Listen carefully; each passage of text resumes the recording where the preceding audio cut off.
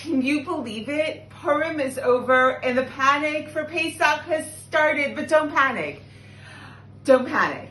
Deep breaths, because Pesach really can be amazing, and it is amazing. And if you may be spending Pesach at home for the first time in a very long time, stick with us. We'll give you loads of ideas and recipes, but we're gonna start with one of my childhood favorites, which isn't actually per se a Pesach recipe, pão de queijo. Pão de queijo is this Brazilian dish. Pão means bread, de queijo of cheese. It's a cheesy bread, but it happens to be naturally kosher Pesach. And that's my first tip. Look for recipes that you make all year long that happen accidentally to be kosher Pesach. So we're going in with a cup of milk, half a cup of butter, and a teaspoon of salt, and they're all gonna melt together. So I spent a number of the years of my childhood living in Brazil, and next door to our school, Ilana, there was this amazing bakery, and in the bakery they sold these pão de queijos. They were like the size of my face. They were hot out of the oven, cheesy, and like there was this like glutinous feel to them. I didn't know that the big secret ingredient was this, tapioca flour. So tapioca flour, if you've ever had a Pesach cake, which you bought in a package, like the awesome cakes, that's what they use, tapioca flour. It's this thickening agent, and it happens to be kosher Pesach.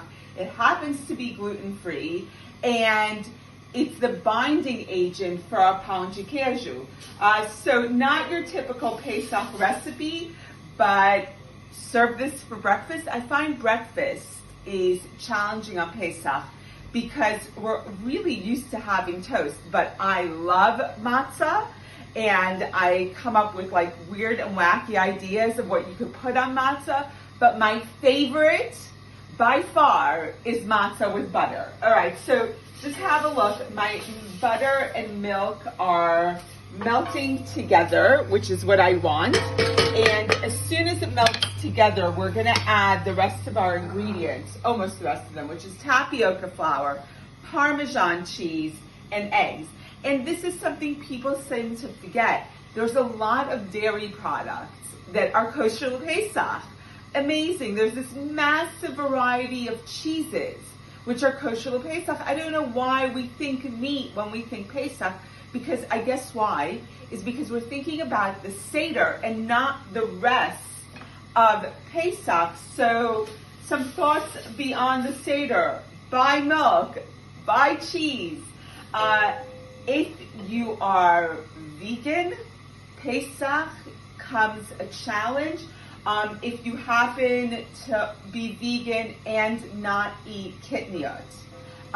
So for you, my heart goes out to you, but this recipe is not for you because it uses cheese and milk and butter and two types of cheese. We don't just stop at that. And whole milk. Like, this is all out there. You're gonna do it, you gotta do it right. So my butter is nearly melted. It's kind of cold here in my kitchen in London. So unsurprisingly, it's taking time. Everything's melted, and tapioca flour, like corn flour and potato flour, is very, very stodgy. So I'm gonna add a little bit at a time. Stodgy, it's a word my husband taught me, very British. I've never heard it in America, but good word to use. All right, so I need to mix it in. And pão de queijo, the most similar thing I could think to it is actually cheese puffs. You know, those 1970s choux pastry buns. The people would serve the savory ones. This is super close in texture. The benefit of that, in a choux bun you use regular flour, and here we are using tapioca flour, thus making it kosher Pesach. All right, so it's all mixed in, and my super important ingredient, which I go through a ton of on Pesach, eggs. Like seriously, however many eggs I buy in the beginning of Pesach, I need to like double that amount and then some to make it through all of Pesach. So this is a hard mix. You can do this in a food processor if you want, but I definitely do not have a food processor. I could add a hot milky mixture too, not during the year and not Pesach, so my hands are gonna have to suffice. Ah, it's hard work, I'm not lying, to get it all mixed in, but totally, oh my God, worth it. All right, so my mix is done and now goes in. So far there's no queijo, there's no cheese in my mix. And in goes my 1.5 cups of grated Parmesan. Now here's this, like, I know you've seen Parmesan like pre-grated, don't buy that, please. Buy the bar, grate it yourself. It's not that much work and the results are so good. Trust me on this. Once you use regular Parmesan and grate it yourself, you will never ever go back to the pre-grated stuff. It's just not worth it. All right, we're done. Yes.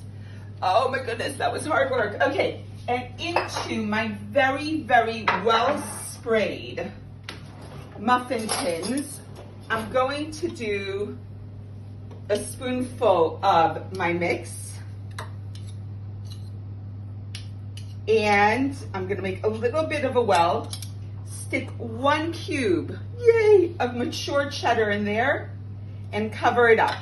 We're gonna keep on going. This goes into a super hot oven for about 15 to 20 minutes until they puff up. They're cheese puffs. They're incredible. So happy Pesach preparations, and we'll bring you lots more ideas. See you soon.